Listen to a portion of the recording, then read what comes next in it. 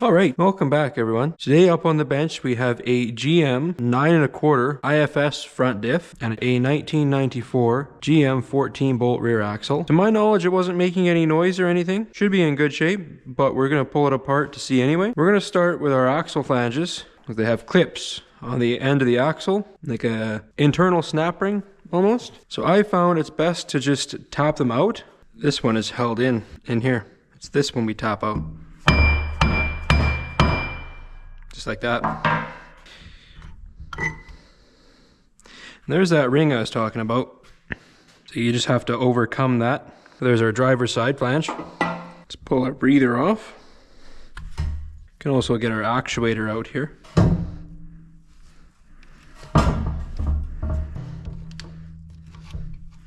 This is of course the electronic actuator for our four-wheel drive axle lockout, or our axle disconnect. There we go. Now, there's a plug that goes into here, and when you put the vehicle in four-wheel drive, it actuates the motor inside this and spins the worm gear to extend this piece here. So next, we're going to crack this case here. Get the 5 bolts out there. Those look like 15s. All right. This just slides out.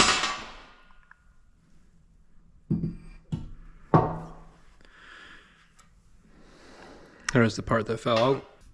This is the shift collar and the return spring for the disconnect. And that's the other half of our axle. Right down in here. Gear oil in here looks pretty healthy. I don't think there's any surprises there. Anyways,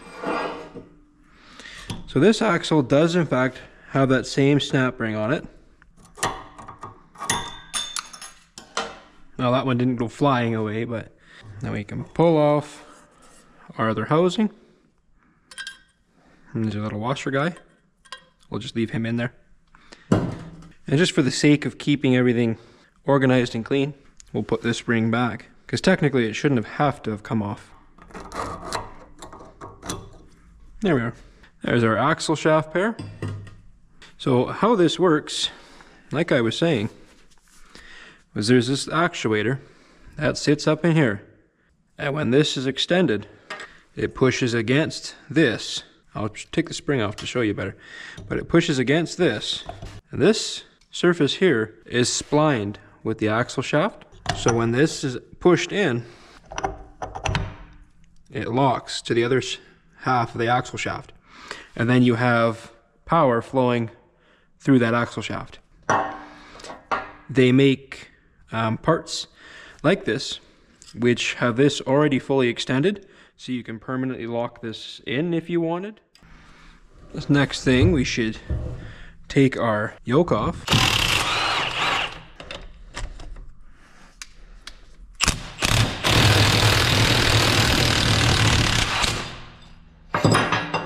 There we are. There's our yoke off of it. There's the washer and the nut for it. But now we're ready to crack this case open. And that is again going to be all of our 15 mils that are around the case. Where these differentials sit in the truck, they have a skid plate underneath of them. So all the gunk and whatnot from the engine, there's nowhere to go and it just sits and sits and sits. And then they get covered in all the nasty stuff. Before we go and crack the case open,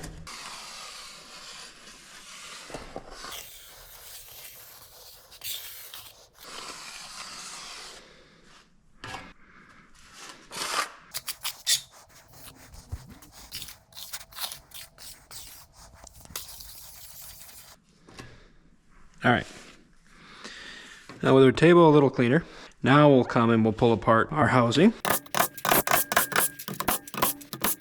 Alrighty, set her down. It's already coming apart, but I'm going to get the pry bars in there.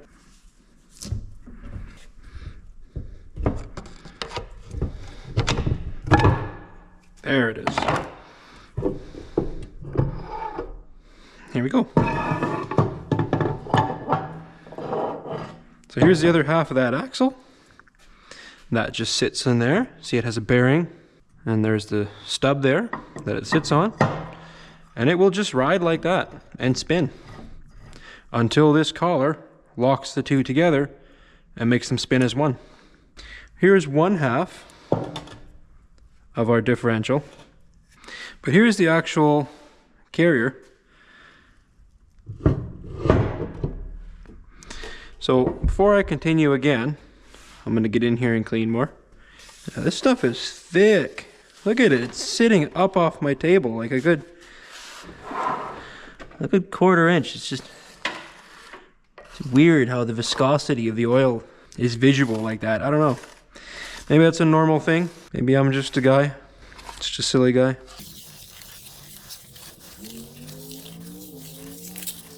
Now, if I had to put a bet on it, there's a snap ring right here. So let's pull up the seal. We'll start there.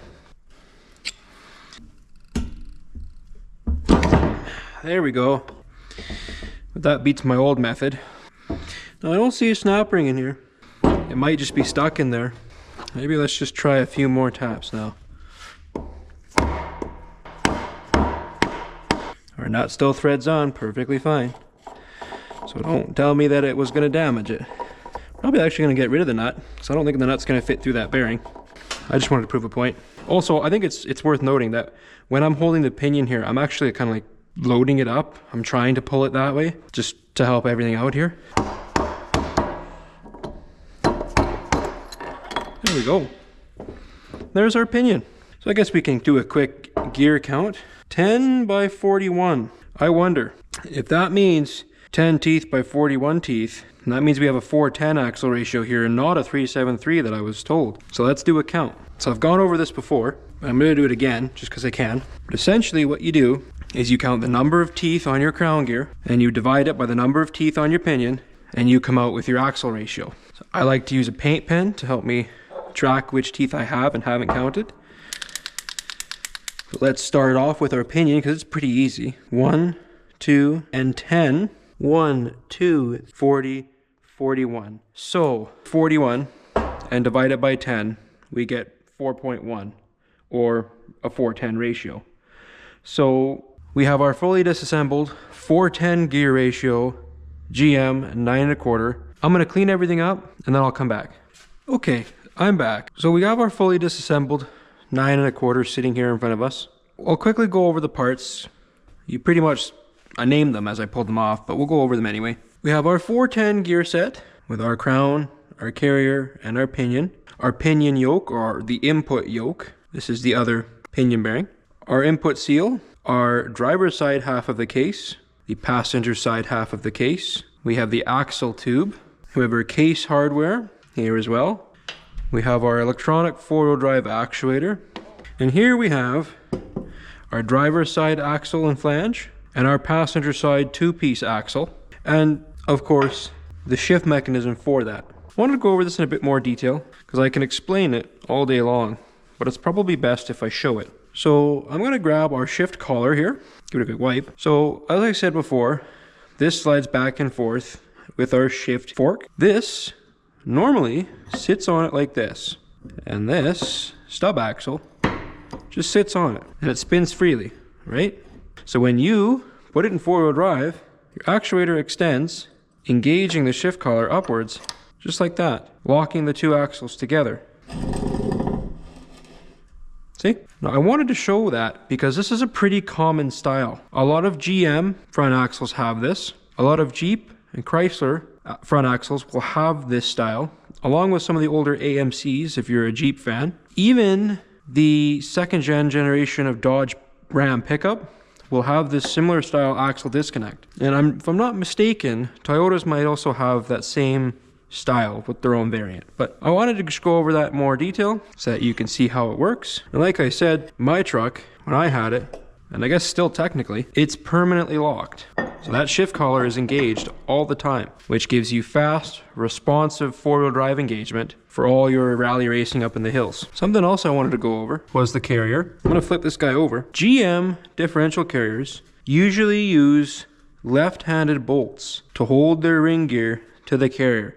And that's signified by the L marked in every bolt. It's cast in, and then you have the metric grade right there. But always make sure you know which way the bolts go. On GMs, it's pretty safe to assume they're left-handed thread. If they're not marked, research it, because the last thing you want to do is snap a bolt off in the ring gear.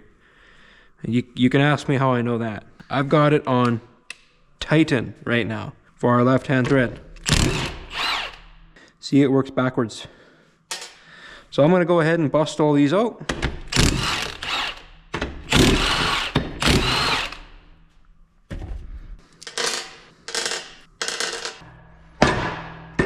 There we go. And now we've freed our carrier from our ring gear. Once again, I can't stress this enough. Left-hand thread. Okay, first things first, I'm going to pull the drums off.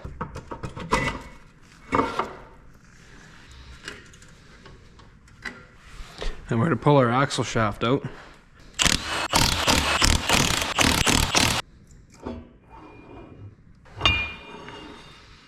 Well, this gear oil smells great. There's our axle. Looks like there's a snap ring on that. So let's try and get that off. There we go. Here we go. Got our little keeper out. Now we can spin our hub nut off.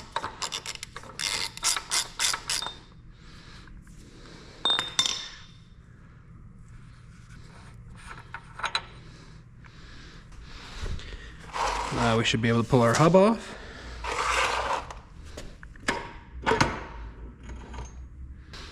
Now let's work on our backing plate. Looks like 4 19 mils for that as well.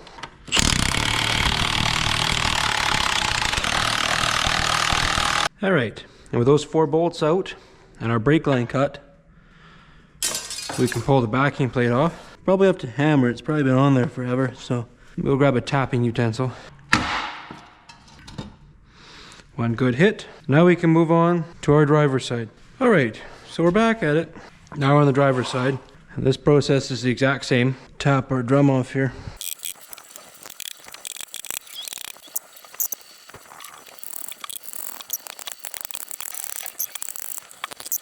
So instead of sitting here beating it off, I'm going to take the axle out and pull the hub off and pull everything off as one. Ironically, because I said you didn't have to earlier.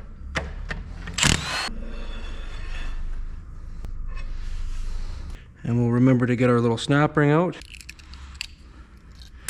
which its sole purpose is to keep our retainer in.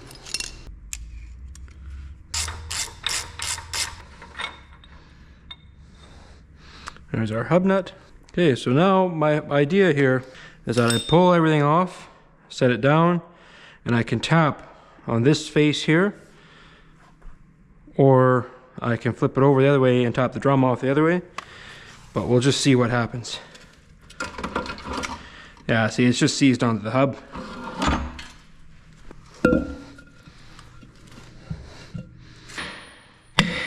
There we go.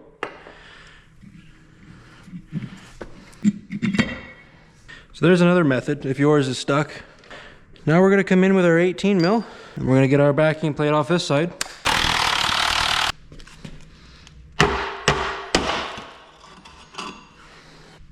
Now we can move on to our center section. We're back.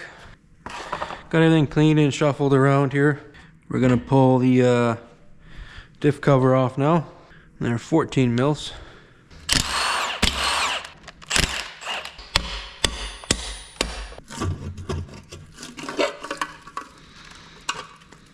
And there we go. Let's get some fluid out of here. And we'll pull out our carrier.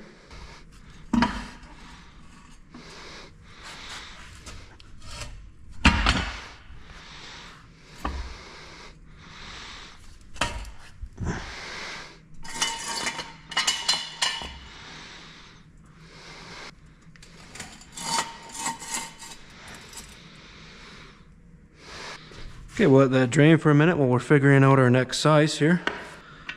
21 mil for our bearing caps.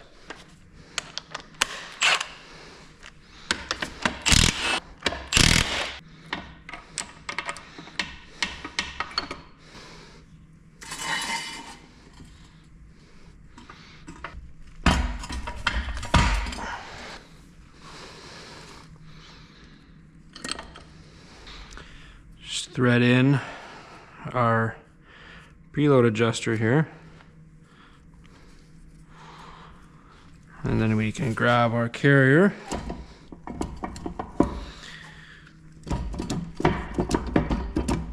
Might have to go a little more here.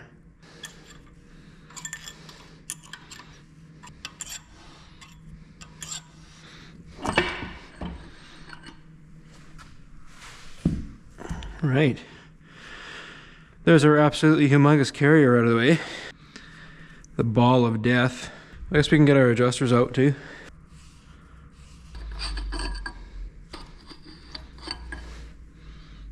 Oh, we can work on getting our pinion out. And that bolts in from the other side. We've got 6 bolts on this side here. Oh, we broke one.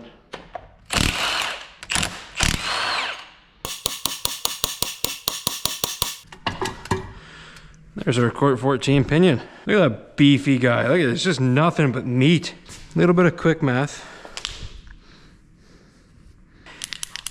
Alrighty. Pinion teeth. 1, 2, 3, 10, 11. Got 11 teeth on our pinion. Okay. 1, 2, 3, 9, 40, 41. So 41 here. 41 divided by 11. That sounds like it's going to be our 373 ratio. We are 41 divided by 11. 373. Okay, we have a stripped housing. Got everything out on the floor. Know the drill. Gonna clean it all up and go over it. Be back in a few. Alright. So here's all our parts put back on the floor. I'm working on the floor today because I've got the ZF5 we're rebuilding up on the table, so excuse this. But so starting over here, I have our passenger side hub, axle, hub nut, retainer, and axle bolts. We have our driver's side hub, hub nut, and retainer, our axle and axle bolts. We've got our 373 crown and pinion, along with our G80 carrier, and the bearing races and the adjusters, and along with our housing.